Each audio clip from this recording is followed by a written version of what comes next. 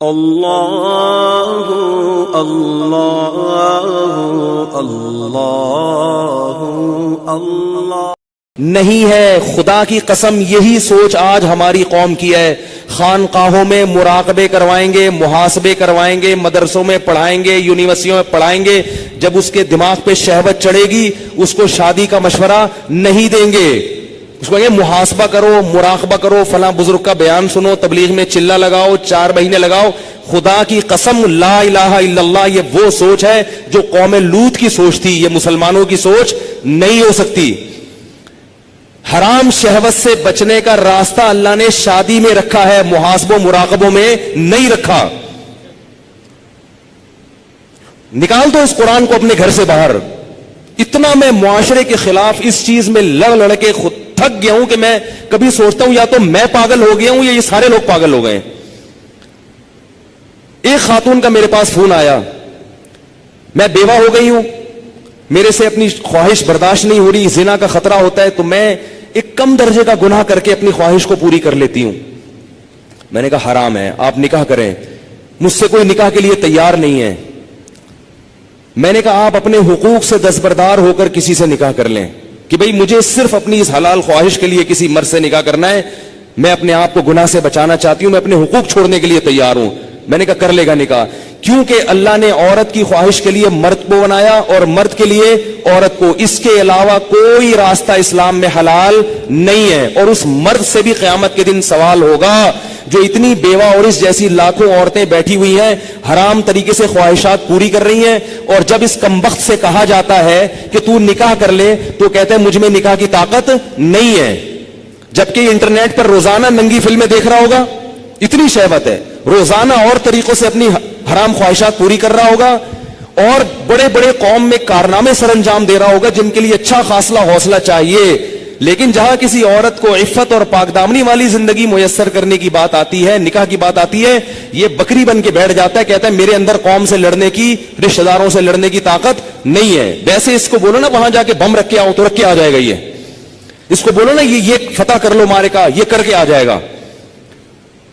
تو بھائی یہ طریقہ نہیں ہے. اللہ نے سورہ نور میں نظروں کی حفاظت کا حکم دیا, اور اگلی آیت میں اللہ نے نکاح کا حکم دیا ہے, آلٹرنیٹ فوراً بتایا ہے. تو اللہ نے صرف اور صرف مرد عورت کو ایک دوسرے کے لیے پیدا کیا ہے, اور ہن لباس لکم وانتم لباس لہن. فرمایا عورت تمہارے عیب پہ پردہ ڈالے گی اور تم اس کے عیب پہ. شہوت اللہ نے دونوں میں رکھی ہے. جو یہ کہتا ہے نا نہیں ہے, خدا کی قسم جھوٹ بولتا ہے, وہ جھوٹ بولتا ہے. وہ کوئی کہتا ہے وہ اتنی نیک عورت ہے اس میں شہوت نہیں ہے, خدا کی قسم جھوٹ بول رہا ہے. جیسے بھوک لگنے کا تعلق آپ کے نیک ہونے یا نہ ہونے سے نہیں ہے, تو سیکچول ڈیزائرز جو ہیں اس کا کسی کے نیک یا برے ہونے سے تعلق نہیں ہے. اتنی یہ کامن سینس کی بات ہے, یہ سمجھ میں نہیں آ رہی بھائی. اتنی کامن سینس کی باتیں ہیں, اس میں کون سی میں ایسی باتیں کر رہا ہوں جو سمجھ میں نہ آئے, اس پہ میرے اوپر الزام لگتے ہیں, پتہ نہیں کیا سکھا رہے ہیں لوگوں کو. تو یہ جو الٹے کام آج کل ہو رہے ہیں نا, لڑکیاں بھی کر رہی ہیں, یونیورسٹیاں جانے والی لڑکیاں, کالج جانے والی لڑکیاں, میرے پاس فون آتے ہیں ہم یہ کر رہے ہیں ہم یہ کر رہے ہیں. میں کہتا ہوں کیوں بھائی؟ کہہ رہے ہمارے اندر جزائز پیدا ہوتی ہے, ہم کیا کریں مفتی صاحب, رشتے ہی نہیں آتے. اور لڑکا بھی کر رہا ہے, ان سے بولو کہ بھائی تم شادی کیوں نہیں کرتے؟ پیسے ہی نہیں ہے, کیسے کر لیں شادی, پیسے ہی نہیں ہے. گرل فرینڈ کے لیے پیسے کہاں سے آ جاتے ہیں بھائی تمہارے پاس؟ نکاح کے لیے یہ دماغ سے نکال دو کہ پیسوں کی ضرورت ہوتی ہے. یہ دنیا کا سب سے بڑا جھوٹ ہے کہ شادی کے لیے پیسے چاہیے. او بھائی شادی ایجاب و قبول کا نام ہے, خدا کی قسم نہیں چاہیے پیسے شادی کے لیے. اگر شادی کے لیے پیسے چاہیے ہوتے تو اللہ قرآن میں نکاح کا حکم دینے کے بعد غریب اور فقیر کو الگ سے ترغیب نہ دیتا. اللہ کہتے اگر فقیر ہونا تو اللہ دے دے گا پیسے, کر لو شادی. اگر نکاح میں پیسوں کی شرط ہوتی کہیں بھی کسی بھی درجے میں تو اللہ کیا کہتے جن لوگوں کے پاس پیسے نہیں ہیں وہ صبر کریں. اللہ نے تو نہیں کہا. اب آپ کہیں گے جب پیسے نہیں ہے تو کیسے شادی ہوگی؟ نکاح نام ہے ایجاب و قبول کا. بھائی کسی لڑکی سے عقد کر لو, ایگریمنٹ کر لو کہ میں تمہیں اپنے نکاح میں لیتا ہوں, وہ اس کہ ہاں میں نے قبول کیا, گواہ سن رہے ہو, یہ بات ہو گیا. اب اگر پیسے نہیں ہے تو اس کو بتاؤ پیسے نہیں ہے میرے پاس, تم میرے گھر آگے رہنا چاہتی ہو تو میرے ذمے تمہارا خرچہ ہے, لیکن یہ ہے میرے پاس, میں جتنا خود کھا رہا ہوں اس میں سے آدھی روٹی تمہیں کاٹ کے دے دوں گا. بہت مشکل ہے. کچھ کرنا ہے نا تو کچھ کرنا پڑے گا, ورنہ چلتے رہو پھر اسی راستے پہ جو لوط علیہ السلام کی قوم والا راستہ ہے, ادھر ہی جاؤ. اور اس انجام ہماری قوم کا بھی وہی ہے جو ان کا انجام تھا, جو گوروں کا انجام ہوا ہے نا.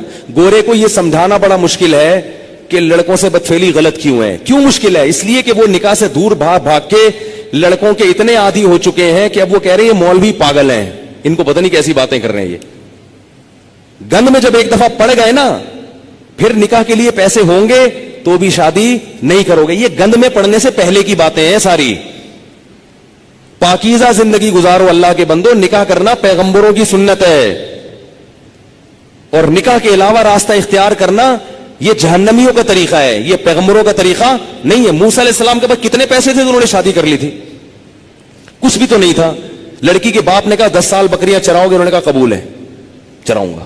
انہوں نے کہا شادی تو ہو, چلو 10 سال بکریاں چلائیں گے, شادی تو ہو. ہمارے نبی کے پاس کتنے پیسے تھے جو انہوں نے 9 بیویاں رکھی ہیں, 11 شادیاں کی ہیں. ہمارے نبی کے پاس تو کچھ بھی نہیں تھا. بخاری میں حدیث ہے کہ ایک شخص آیا, لوہے کی ایک انگوٹھی نہیں ہے, نبی نے اس کا بھی نکاح کرایا, ان کی بھی شادی کرائی. تو بھائی جو کھا رہے ہو آدھی روٹی کس کو دے دینا؟ بیوی کو. بولے بھائی میں ابھی تو یہی کر سکتا ہوں. اگر مزے سے رہنا چاہے ٹھیک ہے, جانا چاہے بولے ٹھیک ہے طلاق لے لو, میں پھر کہیں اور کرتا ہوں. مل جائیں گی آپ کو انشاءاللہ, کرنا ہی نہیں چاہتے ہو. اور عورت کو بھی شوہر مل جائے گا. اور اگر اس لڑکی کو خرچہ نہیں مل رہا شوہر کی طرف سے, تو کم از کم اس کی سیکچوئل ڈیزائرز تو پوری ہوں گی نا حلال طریقے سے. یہ ضرورت تو پوری ہو جائے گی نا.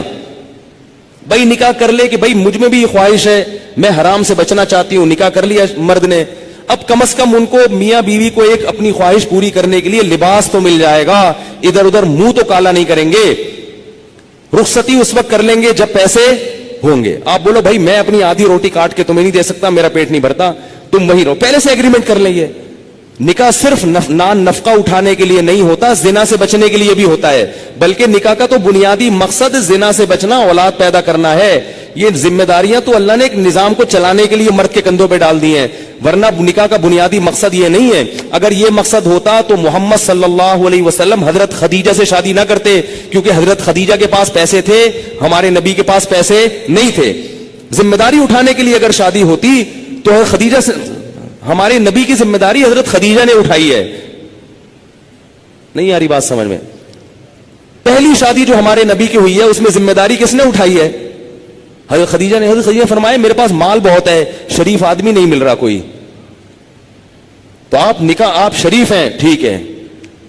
تو 2 فائدے ہمارے نبی کو اللہ نے دے دیے, ایک بیوی مل گئی اور اللہ نے مالی لحاظ سے غنی کر دیا. تو باقی سب چیزیں بعد میں ہیں. سب سے پہلے اپنے آپ کو حرام کام سے بچنے کے لیے نکاح کرو. تم گناہوں میں پڑو گے, تمہارے ماں باپ کو اس پہ تکلیف نہیں ہوگی. آج کل نہیں ہوتی ماں باپ کو تکلیف, وہ کہتے ہیں زنا کرتا رہے, کچھ بھی کرتا رہے, بہو گھر میں آئی تو ٹانگیں توڑ کے نکال دیں گے, کیونکہ یہ بہو ہماری جائیدادیں کھا جائے گی, یہ ہمارے پراٹھے کھا جائے گی, اب 1 انڈا پکڑا ہے 2 انڈے پکیں گے. وہ یہی سوچتے رہتے ہیں. اتنا چھوٹا دل. ابے بھائی اللہ نے جس نے تمہیں کھلا لیا یار, اگر بہو ایک گھر میں آ گئی 2 روٹی زیادہ پک جائے گی نا, اور کیا ہوگا, 2 روٹی زیادہ پک جائے گی. اللہ نے ایک دوسرے کے لیے پیدا کیا ہے, اور بالغ ہوتے ہی یہ خواہش رکھ دی ہے.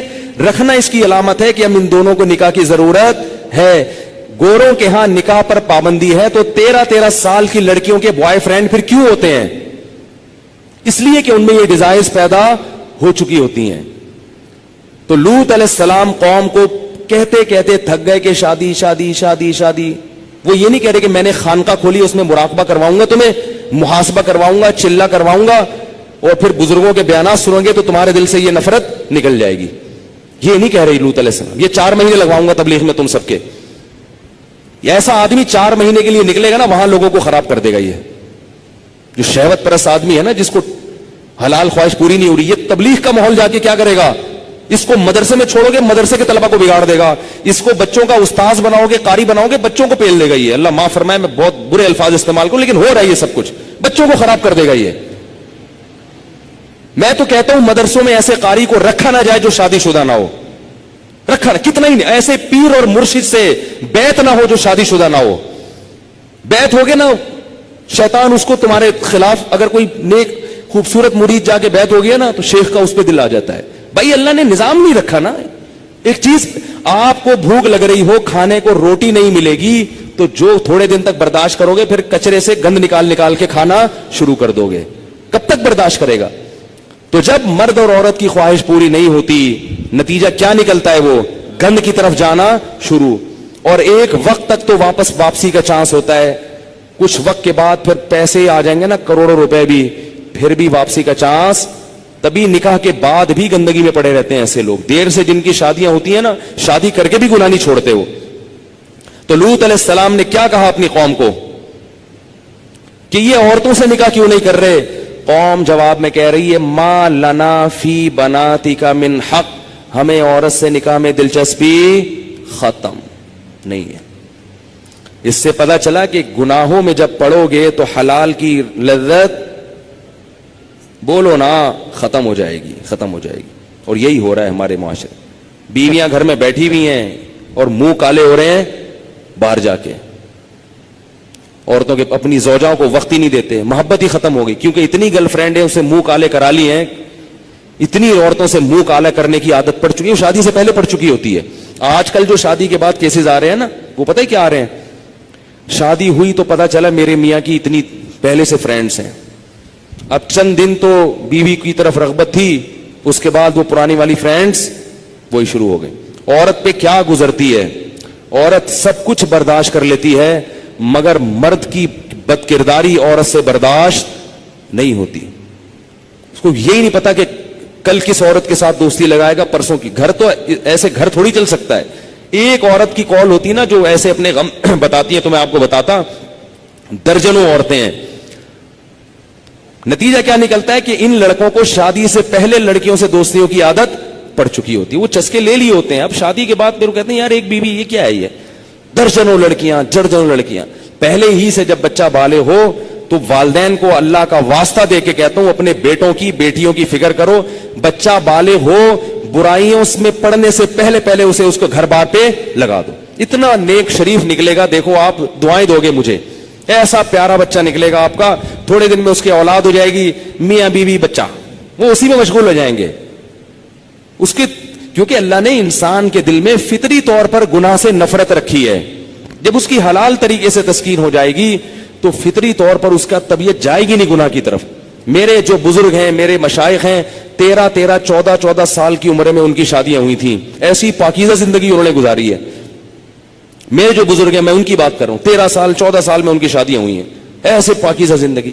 تو میڈیا تمہیں جہنم کی آگ کی طرف لے کے جائے گا. تو اللہ نے